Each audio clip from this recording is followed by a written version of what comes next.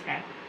সিদিনা মই আপোনালোকৰ মাজলৈ মই ঘৰত কৰা কাম, এই কুৰ্চীৰে মই কেনেকৈ কি কাম কৰোঁ, ঊল সূতাৰ কুৰ্চীৰে সেইবিলাক আপোনালোকক দেখুৱাইছিলোঁ। আৰু মোৰ ভিডিঅ'টো পাই গুৱাহাটীৰ পৰা এজনী তিৰোতাৰ নাম তেখেতৰ অৰ্চনা দেৱী।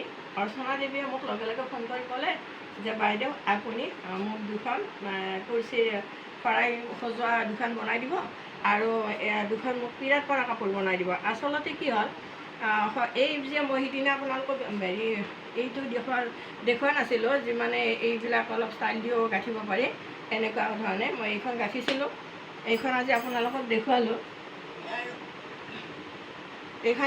এনেকুৱাও গাঁঠিব পাৰি, ধুনীয়া লাগে। এই ডিজাইনটো দিলে ধুনীয়া হয়।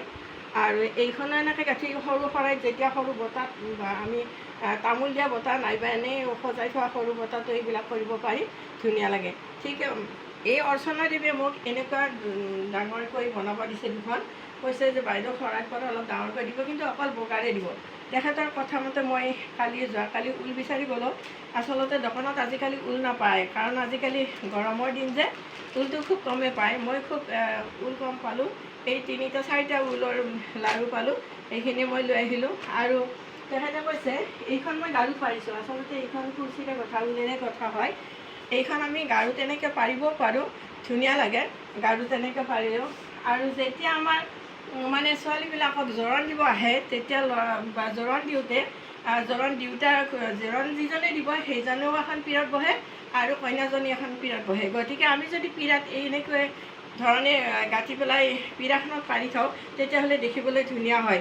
নাইবা আমি এনেকৈ গাৰুত সজাই থ'লেও ভাল লাগে এইবিলাক গাঁঠি।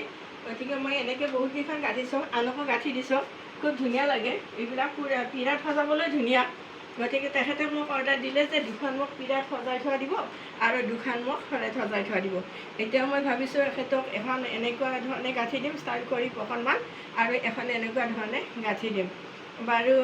আৰু যদি আপোনালোকে অৰ্ডাৰ কৰে, যদি লাগে আপোনালোকক, তেতিয়াহ'লে মই গাঁঠি দিব পাৰোঁ, আপোনালোকে ক'লে হ'ল। গতিকে অৰ্চনা দেৱীক ধন্যবাদ জনাই মই তেখেতৰ কাৰণে গাঁঠিবলৈ ল'লোঁ। খুব ভাল লাগিল। আকৌ অৰ্চনা দেৱীয়ে কৈছে যে মই আপোনাৰ ঘৰৰ পৰা লৈ আহিম, গতিকে আপুনি মোক গাঁঠি থৈ দিব, মই আপোনাৰ ঘৰৰ পৰা লৈ আহিম। ধন্যবাদ অৰ্চনা দেৱী, আপুনি আহিব আৰু আন ঘৰকো যদি লাগে কৈ দিব মোক। গতিকে আজি মই এইখিনি দেখুৱালোঁ আপোনালোকক। যদি ইয়াৰ পিছত আৰু কিবা কিবি দেখুৱাব লগা আছে, মই দেখুৱাই আছোঁ আপোনালোকক। নমস্কাৰ।